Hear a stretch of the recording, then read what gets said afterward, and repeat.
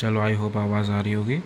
देखो मैट्रिक्स वाला क्या है, मैट्रिक्स अपना rectangular array of numbers. Rectangular array of numbers मतलब rectangular array of number. Array क्या होता है? जो एक नंबर को स्टोर करता है, ठीक है। कंटेनर होता है, जैसे अपने ग्लास होता है, ग्लास में पानी स्टोर करते हैं, उसी तरीके से कंटेनर होता है। एरे एक कंटेनर होता है जो अपने अंदर नंबर स्टोर करता है। तो ये जो ऐसे डब्बा दिख रहा है, ये डब्बा, उसको समझ लो कि वो एक कंटेनर है, उसके अंदर नंबर स्टोर होते हैं, तो वो मैट्रिक्स कहलाता है, ठीक है। ऐसा होता है। फिर अपने जो ऊपर से नीचे आते हैं ये वाले, ये लाइन, ये लाइन, ये लाइन, जैसे कोई भी नंबर है, ये नंबर हुआ, ये नंबर हुआ, ये अपना होता है कॉलम, ठीक है। ऊपर से नीचे आते हैं अपना आता है कॉलम, लेफ़्ट टू राइट जाते हैं तो अपना हो जाता है वो रो, उसको रो बोलते हैं, ठीक है। अब मैट्रिक्स कैसे होते हैं? मान लो जैसे 2 × 2 मैट्रिक्स है। 2 × 2 मैट्रिक्स का मतलब, इसका मतलब होता है रो, ठीक है। जो अपना लेफ्ट में होता है उसको बोलते हैं अपना रो, इसको बोलते हैं अपना कॉलम, ठीक है। तो 2 × 2 मतलब 2 रो 2 कॉलम, 2 रो 2 कॉलम मतलब स्क्वायर जैसा बनेगा। फिर अपना यहाँ पे आ जाता है जैसे कि 3 × 2 मतलब 3 रो 2 कॉलम, सॉरी 3 कॉल, इसका हुआ नहीं था। हाँ, 3 रो 2 कॉलम सही है, 3 रो 2 कॉलम। 1 रो 2 रो 3 रो, ठीक है। 3 रो है और 3 रो है लेफ़्ट टू राइट, ऊपर अप टू डाउन है 2। इसका मतलब क्या है? 3 रो 2 कॉलम। इसी तरीके से ये 1 × 2, 1 × 2 मतलब एक रो है, एक का मतलब रो। लेफ़्ट वाला क्या होता है? रो, ठीक है। लेफ़्ट वाला रोता है, इस तरह से समझ लेना, लेफ़्ट मतलब रो। तो लेफ़्ट टू राइट जाने पे कितने लाइन, मतलब अपने एक ही ऐसा रो, तो रो अपना एक होगा और कॉलम कितने? 2, 1 2, ठीक है। लेफ़्ट राइट दो चीज़ है तो 2 कॉलम, ऐसे समझो इस चीज़ को, ठीक है। मैट्रिक्स कितने टाइप के होते हैं? जैसे रो मैट्रिक्स हो गया। रो मैट्रिक्स में क्या है कि जिसमें एक ही रो होता है, कॉलम जितने भी चाहे हो सकते हैं। जैसे इसमें भी एक रो है, एक ही लाइन है, इसमें भी एक रो है, एक ही लाइन है, इसमें भी एक रो है, एक ही लाइन है, ठीक है। उसमें क्या होता है कि 1 × 2 का मैट्रिक्स है, 1 × 3 का मैट्रिक्स है, 1 × 4 का मैट्रिक्स है, इस तरह से बना सकते हैं।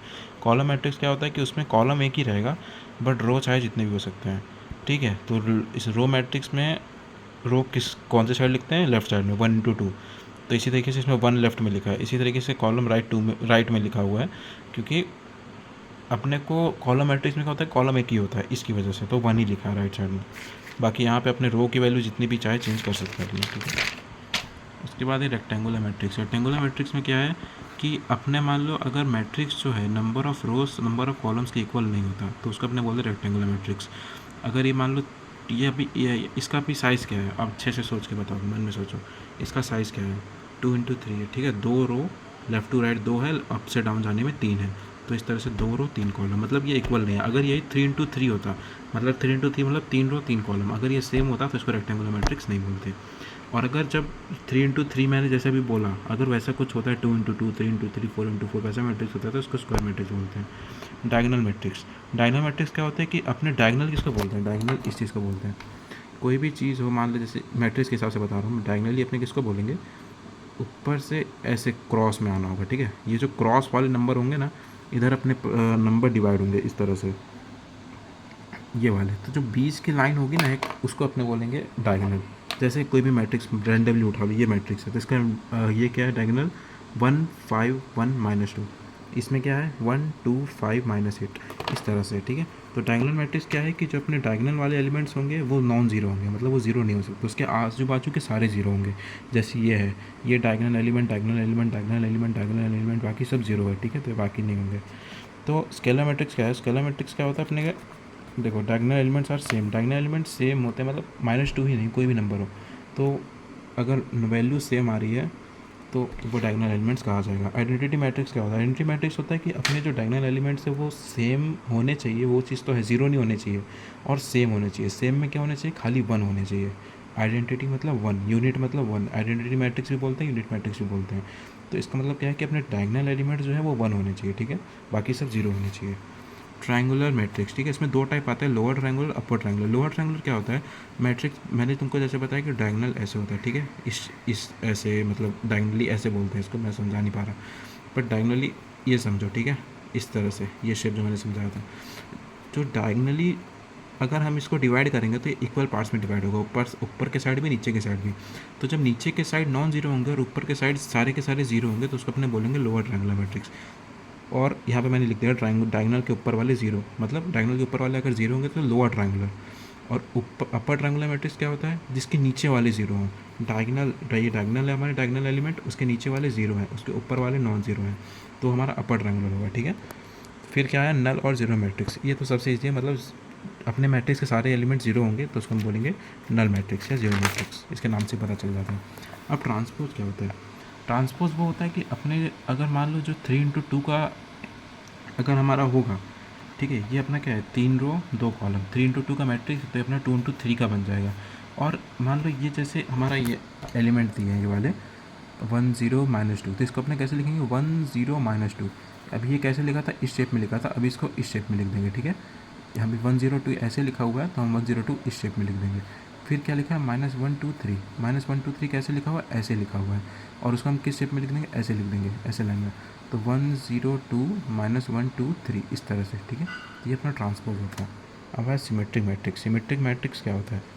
जब हमारा ओरिजिनल मैट्रिक्स जो क्वेश्चन में दिया होगा वो ट्रांसपोज के बराबर हो जाए। ट्रांसपोज क्या था, हमने अभी देखा था, जैसे ये एग्जांपल है 1 3 5, इसको हम कैसे लिखेंगे 1 3 5। फिर 3 2 -1, इसको कैसे लिखेंगे 3 2 -1। फिर 5 -1 -1, इसको कैसे लिखेंगे 5 -1 -1। तो फिर जब हमने इतना फेरबदल कर दिया, ठीक है, हमने ऐसे ऐसे जो लिखा था उसको ऐसे शेप में लिख दिया, ठीक है। 135 ऐसे था तो 135 को ऐसे लिख दिया, बट जब इतना करने के बाद तुम देखो तो दोनों की वैल्यू सेम आ रही है, एक भी नंबर चेंज नहीं है, दोनों मिला लो, 5 इधर है तो 5 इधर है, -1 है तो -1 इधर है। इस तरह से अगर ऐसा जब सिचुएशन आ जाता है कि दोनों सेम हो जाते हैं, ट्रांसपोज और ओरिजिनल मैट्रिक्स दोनों, तो उसको हम ट्रांसपोज बोलते हैं, मतलब सिमेट्रिक मैट्रिक्स बोलते हैं। ट्रांसपोज के बराबर आ जाएगा सिंपल मैट्रिक्स, तो उसको बोलेंगे सिमेट्रिक मैट्रिक्स, ठीक है। फिर आता है सब मैट्रिक्स। सब मैट्रिक्स क्या होता है, जैसे अपने बॉडी में पार्ट्स होते हैं, आइज़ हो गया, लेग्स हो गया, हैंड हो गया, तो उस तरह से जो होते हैं कि मैट्रिक्स का एक पार्ट होता है, ठीक है, मैट्रिक्स का एक पार्ट, जैसे 1 3 3 2 5 -1, ये कितना पार्ट है, इतना पार्ट है। उसके बाद ये जैसे, और ये 1 5 5 -1, ये कितना पार्ट है, ये कहाँ पर है मैं बताता हूँ, 1 5 -1, इस तरह से 1 5 5 -1, इस तरह से जो एलिमेंट्स लिए ना, ये होता है सब पार्ट, मतलब सब पार्ट बोल सकते हैं, ऐसे सब मैट्रिक्स बोलते हैं, बट इनके सब पार्ट हैं, इस तरह से समझ सकते हो, ठीक है। फिर एडिशन आता है। एडिशन में क्या होता है, एडिशन में मान लो दो मैट्रिक्स है ए और बी, इन दोनों को प्लस करना है सिंपल, ठीक है। प्लस कैसे करते हैं अपने, 0 और 7 को प्लस कर देंगे, 2 और 3 को प्लस कर देंगे, 3 और 5 को प्लस कर देंगे। ये जो पोजीशन है, जैसे इस मैट्रिक्स का पहला तो इस मैट्रिक्स का पहला, दूसरे का दूसरा, तीसरे का तीसरा, इस तरह से कर देना, ठीक है। तो दो इसको इस तरह से लिख देना, तो दोनों को जब प्लस करेंगे तो एक सॉल्यूशन निकल जाएगा, जैसे 0 + 7 0 + 7 7, 2 + 3 5, 3 + 5 8, 2 + 5 7, 1 + -1, 1 और -1 0 होता है, 4 + -3 1 आ जाएगा, ठीक है। 4 + -3, प्लस और माइनस मिला के माइनस हो जाता है, इस वजह से। सब्ट्रैक्शन क्या होता है अपना, सब्ट्रैक्शन में वही चीज़ है, बस प्लस की जगह माइनस कर देना है, ठीक है। बस 0 -7 0 -7 इस तरह से कर देना, तो -7 आंसर आ जाएगा। बस इसी तरीके से बस साइन का फेरबदल होता है और कुछ नहीं। फिर अपना आता है मल्टीप्लिकेशन। मल्टीप्लिकेशन में थोड़ा सा एक ट्रिकी चीज़ है, मैं बताता हूँ। जैसे मल्टीप्लिकेशन कैसे पूछेगा, इस तरह से दे सकता है कि 3, मान लो ये तुम्हारा मैट्रिक्स है और वहाँ पे बोल दिया बगल में 3, कि उसको 3 से मल्टीप्लाई करना, तो खाली पहले वाले को 3 से मल्टीप्लाई मत करना, पूरे मैट्रिक्स को 3 से मल्टीप्लाई करना पड़ेगा। 1 को 3 से मल्टीप्लाई करो, 2 को करो, 3 को करो, 4 को करो, 5 को करो, 6 को करो, 7 को करो, 8 को करो, 9 को करो, सबको 3 से मल्टीप्लाई करना होगा। 3 से सबको मल्टीप्लाई करेंगे तो 3 1 = 3, 3 2 = 6, 3 3 = 9, ये है ना, 3 1 = 3, 3 2 = 6, 3 3 = 9, 3 4 = 12। 3 के मल्टीप्लाई क्यों कर रहे हैं, क्योंकि यहाँ पे 3 दिया हमको, क्वेश्चन है, ये एक क्वेश्चन है, ठीक है, और ये अपना आंसर हमने निकाला। फिर एक ऐसी सिचुएशन आ सकती है, अपना केस ऐसा कि ये मैट्रिक्स है और ये मैट्रिक्स है, तुमको समझ नहीं आएगा कि भाई मल्टीप्लाई कैसे करो इसको, इधर तो 2 रो 3 कॉलम है और इधर 3 रो 3 कॉलम है, तो अपने करेंगे कैसे। तो अपने को क्या करना है, कुछ ज़्यादा दिमाग मत लगाना इसमें। अगर ऐसा सिचुएशन आता है तो 3 × 2 की मैट्रिक्स बनती है, ठीक है। ये अपना ये एक समझ लो कॉलम 1 1, ऐसा क्यों बोला, सी एक नाम है, ठीक है, सी 1 रो 1 कॉलम, पहला रो पहला कॉलम। तो अपने हर चीज़ के लिए इसको सॉल्व करेंगे, ये थोड़ा सा समझने में टाइम लगेगा बट समझ आ जाएगा। जैसे 1 × 0, ठीक है, तो मैं बताता हूँ 1 × 0, यहाँ पे हमने क्या लिखा 1 × 0, प्लस करेंगे 3 × 5, ठीक है, 3 × 5, फिर इसको प्लस करेंगे 5 × -1, ठीक है, इस तरह से करेंगे। तो किस तरह से मैंने इसको अप्रोच किया, देखो इसको किया इसके साथ, इसको किया इसके साथ, इसको किया इसके साथ, इतना मल्टीप्लाई किया, फिर इसको किया इसके साथ, फिर इसको किया इसके साथ, फिर इसको किया इसके साथ। तो जब 6 चीज़ें बन जाएंगी तो 6 के जो आंसर आएंगे 10 17 10 -4 1 8, इसको सबको एक मैट्रिक्स में बना देना है, प्रैक्टिस करना एक बार हो जाएगा। Skew symmetric matrix. Skew symmetric matrix क्या था, याद करना, मन पहले खुद मन में याद करो, चाहे तो पॉज करके एक बार खुद याद करो कि सिमेट्रिक मैट्रिक्स क्या था। क्या था सिमेट्रिक, हमारा जो ओरिजिनल मैट्रिक्स है वो ट्रांसपोज के इक्वल होना चाहिए, ठीक है। तो अपने क्या होता है इसमें, क्या है इसमें एक छोटा सा ट्विस्ट है कि अपने वही चीज़ है, सिंपल मैट्रिक्स ट्रांसपोज के बराबर होना चाहिए, ठीक है। सिंपल मैट्रिक्स ट्रांसपोज के बराबर होना चाहिए, पर वो नेगेटिव ट्रांसपोज के बराबर होना चाहिए। समझ आया ये चीज़, मतलब मैं इसमें PDF से बताता हूँ, 1 मिनट। जो PDF में दिया इसमें शायद तक अच्छा एग्जाम्पल हो।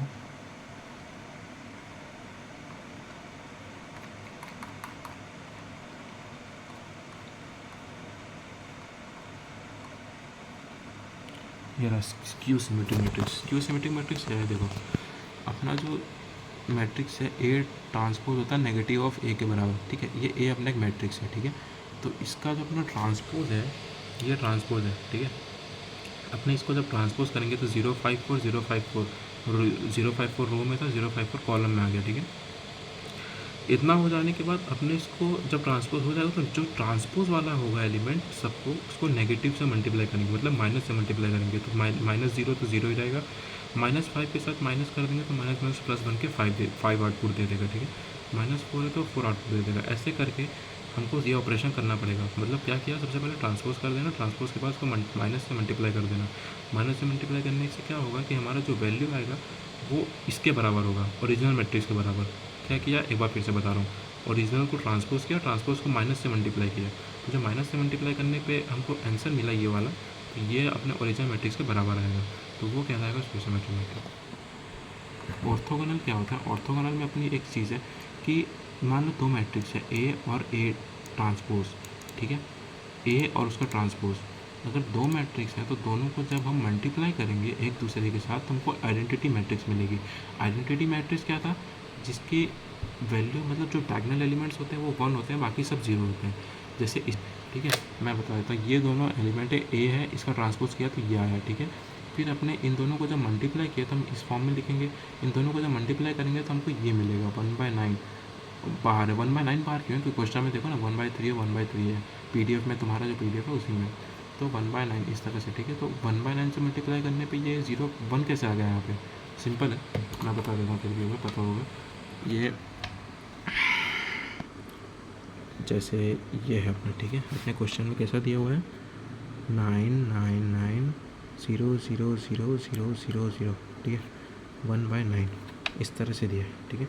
तो 1/9 जब इसके साथ मल्टीप्लाई होगा तो ये क्या बन जाएगा 9/9।